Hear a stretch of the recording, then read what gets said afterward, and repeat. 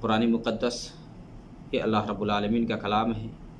قرآن دنیا میں اس لیے اتارا گیا ہے کہ قرآن کے حساب سے زندگی گزارا جائے، قرآن پر عمل کیا جائے، قرآن کی تلاوت کیا جائے۔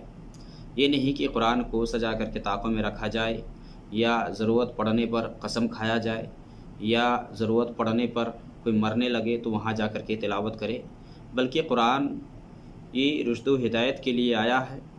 قرآن کو اپنا اوڑھنا اور بچھانا بنانا ہے، اسی کے حساب سے چلنا ہے، چونکہ یہ ایک لاہ عمل ہے کہ کیسے ہم اپنی زندگی جئیں گے، ہمارا جینا کس طرح سے ہو، کس مطابق ہو۔ اسی لیے قرآن کریم کو اللہ رب العالمین نے دنیا میں بھیجا ہے، اور یہ قرآن ہدایت کی طرف رہنمائی کرتا ہے۔ قرآن کریم کو اپنی زندگی میں لاگو نہ کرنا، قرآن پر عمل نہ کرنا، قرآن کو چھوڑ دینا، یہ بہت غلط ہے، اور اس کا انجام بہت برا ہے۔ جو لوگ قرآن کو نہیں اپناتے ہیں، قرآن پر عمل نہیں کرتے ہیں، قرآن سے اعراض کرتے ہیں، تو اسے جان لینا چاہیے کہ یہ قرآن کہ جس کو اللہ رب العالمین نے دنیا میں ساری کتابوں کا ایک ہیڈ بنا کر کے، سردار بنا کر کے اتارا ہے، یہ قرآن اس شخص کے حق میں گواہی دے گا۔ جیسا کہ نبی صلی اللہ علیہ وسلم کی حدیث صحیح مسلم میں آپ صلی اللہ علیہ وسلم نے فرمایا، والقرآن حجۃ لک وعلیک، کہ قرآن تمہارے حق میں اور تمہارے خلاف دونوں اعتبار سے یہ گواہی دے گا۔ اگر ایک شخص قرآن پر عمل کرتا ہے، قرآن کے حساب سے زندگی گزارتا ہے، تو یہ قرآن اس کے حق میں گواہی دے گا۔ بلکہ حدیث کے اندر یہ بھی ہے کہ قرآن یہ سفارش کرے گا، شفاعت کرے گا۔ جو قرآن پڑھتا ہے، قرآن پر عمل کرتا ہے، اس کے حق میں یہ قرآن گواہی دے گا۔ تو قرآن پہ عمل کرنے والوں کے حق میں قرآن یہ گواہی دے گا، اور جو قرآن کو اپناتا نہیں، قرآن پر عمل نہیں کرتا ہے، اس کے خلاف بھی یہ قرآن گواہی دے گا۔ تو قرآن سے اعراض کا یہ نتیجہ ہے، یہ انجام ہے کہ قرآن اس شخص کے خلاف گواہی دے گا جو قرآن کو اپناتا نہیں، اس کے حساب سے عمل نہیں کرتا ہے۔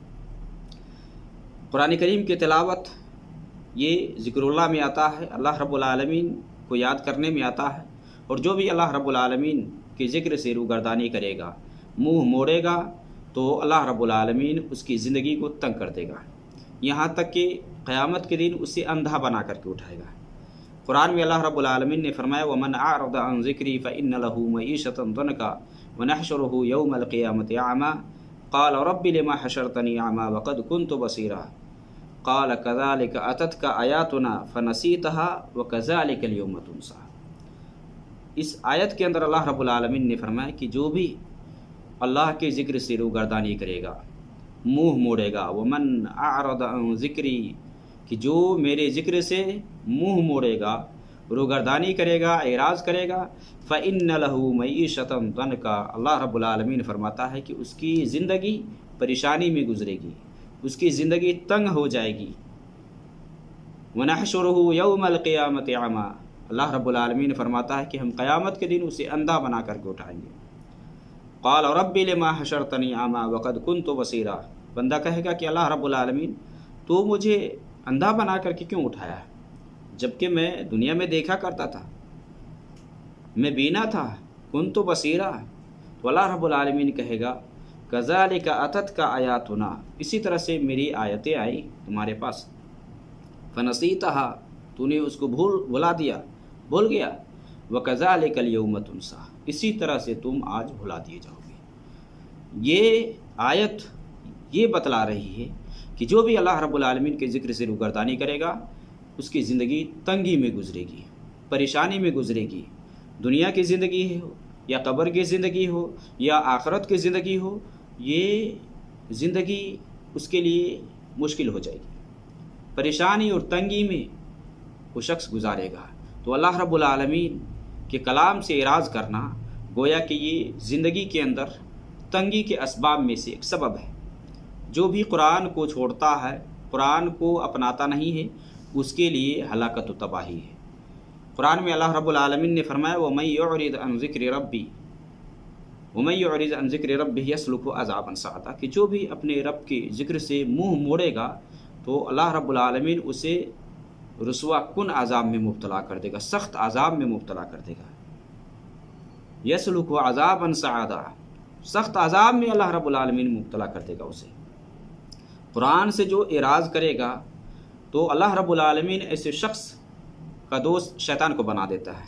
وَمَن يَعْشُ عَن ذِكْرِ الرَّحْمَنِ نُقَيِّضْ لَهُ شَيْطَانًا فَهُوَ لَهُ قَرِينٌ، کہ جو بھی رحمان کے ذکر سے اعراض کرتا ہے اللہ رب العالمین اس کے پیچھے شیطان کو لگا دیتا ہے، اور یہ شیطان اس کا صدیق بن جاتا ہے، اس کا دوست بن جاتا ہے۔ جو لوگ قرآن سے اعراض کرتے ہیں، قرآن کو اپناتے نہیں، قرآن پر عمل نہیں کرتے ہیں، قرآن کو چھوڑے ہوئے ہیں، تو ایسے لوگوں کے بارے میں رسول قیامت کے دن گواہی دیں گے۔ رسول کہیں گے، اپنے رب سے کہیں گے، وقال رسول یا ربی ان قوم اتخذوا هذا القرآن مہجورا، کہ رسول اس دن کہے گا کہ میرے پروردگار، میری قوم نے اس قرآن کو چھوڑ رکھا تھا۔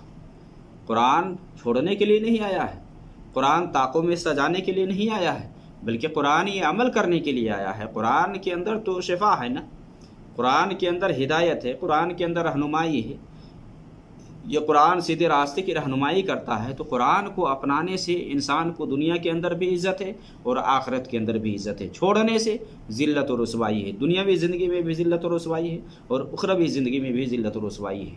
اب جو لوگ قرآن کو اپناتے ہیں، قرآن کو اپنی عملی زندگی میں لاگو کرتے ہیں، اس کو اللہ رب العالمین دنیا میں بھی عزت دیتا ہے، مقام عطا فرماتا ہے۔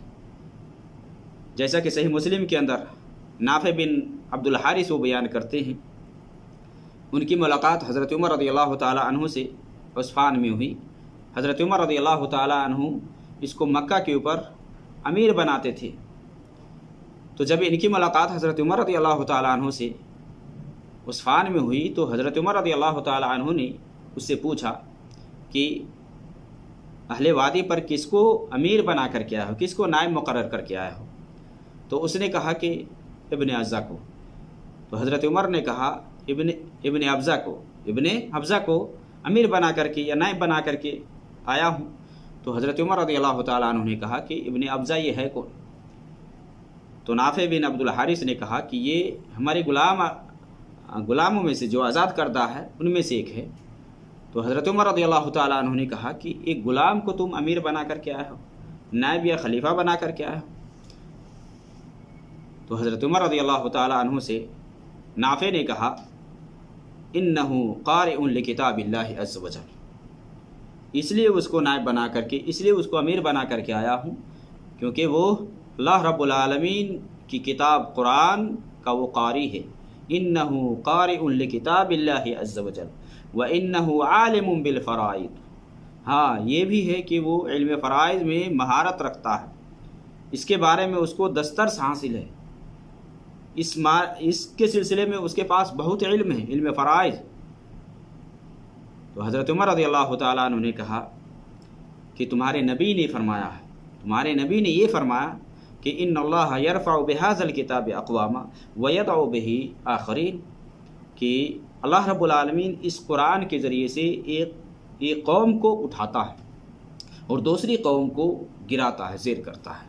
یہ قرآن ہے کہ اس قرآن کو اپنانے سے انسان کا مقام و مرتبہ درجہ اونچا ہوتا ہے، اللہ رب العالمین دنیا میں بھی عزت سے نوازتا ہے اور آخرت کے اندر بھی اس کے لیے عزت کا مقام ہے اور عزت کی جگہ ہے اس کے لیے، جو بھی اس قرآن کو اپناتا ہے۔ قرآن کو چھوڑنے سے آج ہم کس طرف گمراہی میں جا رہے ہیں۔ قرآن سے اعراض کا انجام بہت برا ہے، دنیا کے اندر بھی رسوائی ہے اور آخرت کے اندر پھر رسوائی ہے۔ اس لیے ہمیں چاہیے کہ قرآن کریم کو اپنا لائحہ عمل بنائیں، قرآن کریم کے حساب سے اپنی زندگی جیے، اس کے حساب سے ہمارا فیصلہ ہو، اس کے حساب سے ہمارا جینا اور مرنا ہو۔